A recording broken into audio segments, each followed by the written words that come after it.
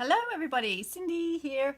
I was having a beautiful conversation with my sister this morning when we went for our walk and our cup of tea, which is something we do every week, and it's so nice just to connect and spend time. And we started talking about our teenagers. And I wanted to share with you a little bit about the energetic matrix of the teenager.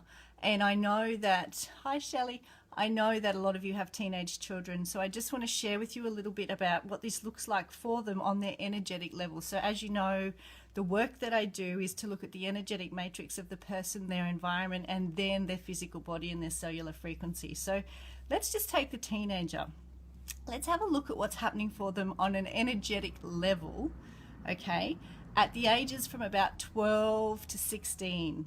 What's actually happening at that time for the child is that their energetic structure is anchoring into their body, and this is at about the time when their third eye wants to integrate. This is about the time when their ability to be able to see inside of themselves actually starts to come to fruition. So if we think of the word insight, it's really just to see inside.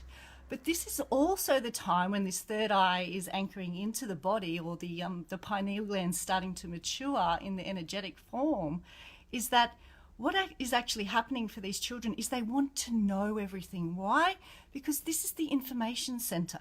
This is the energetic part of us that brings in information and knowledge. It's our right to learn.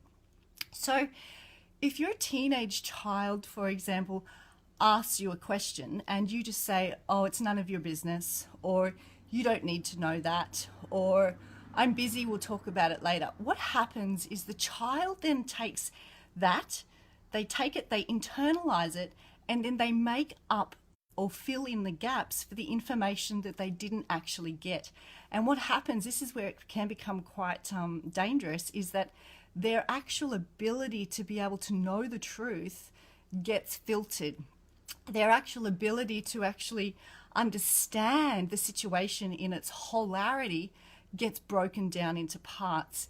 And here we see the child making up phrases, making up stories, because they've had to fill the information in themselves, because the person who they rely on the most to give it to them is not able to do that for whatever reason. So as a mama, as a parent, I was chatting with my sister this morning, and what we really need to understand is that in this particular age group, the child needs to be told the truth.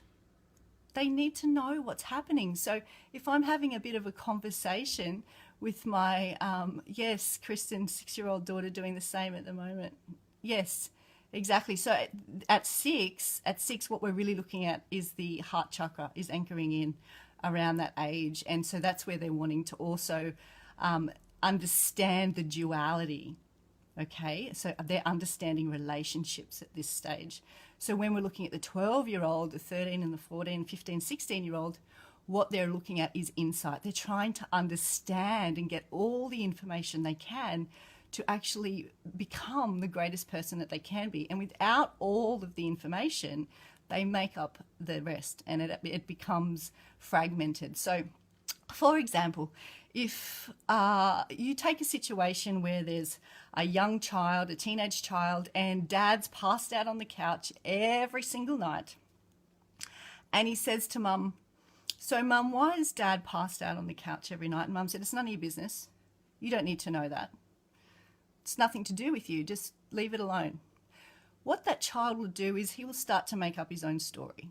He will start to make up a story of perhaps maybe he doesn't want to be spoken to. Maybe he's not good enough to be heard. Maybe when he asks questions, he's not worthy to be able to be answered.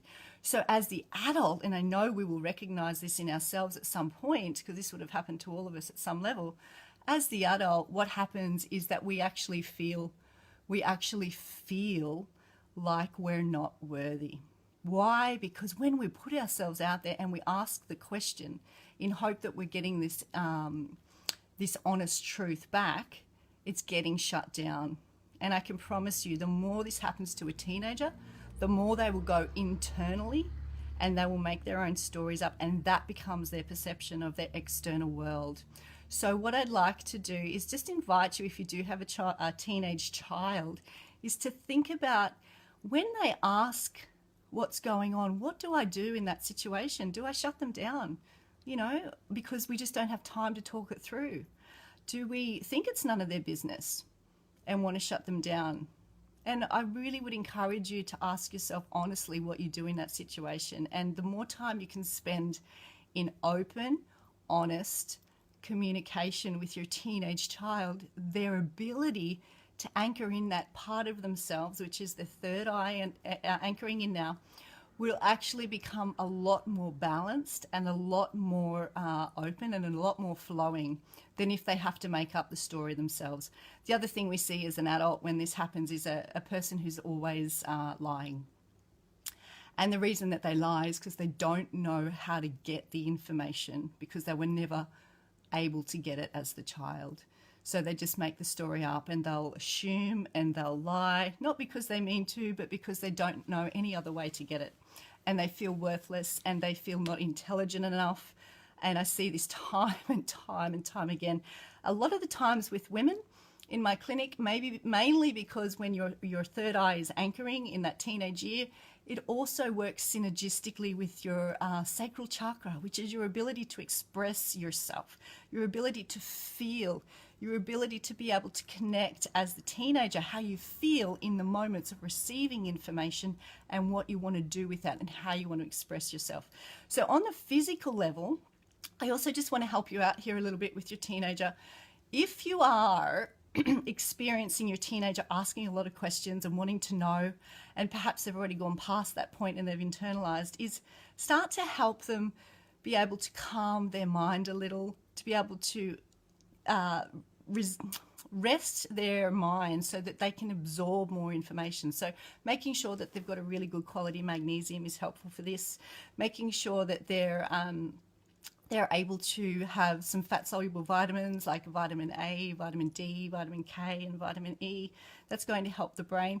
Also making sure that they're having foods that are in their whole form, okay? That they're getting a whole cross-nutrient balance between proteins and fats, fresh fruits, fresh vegetables, and as you know, organic is always best. So when your child is not able to have those types of nutrients and foods in their system, their brain will also be compounded, not just from the energetics of not receiving the information, but also from the foods not being able to assist the brain to be calm, clear, concise, and decipher between what they perceive and what is reality.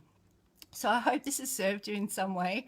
There's a lot of information in there, and it's really, really evident if you just take a step back and have a look at your teenager, or even perhaps a little bit younger, maybe even as their throat chakra is coming in, around that 10, 11, 12 age, you will start to see that they want to know.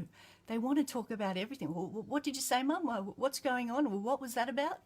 And it's so important that you stop and you enter into deep, open, vulnerable conversation with them so that they actually feel loved, they feel heard, and as the adult, they become stronger, more confident, more clear, more concise in what it is they need to get across in the world to be the very best they can be.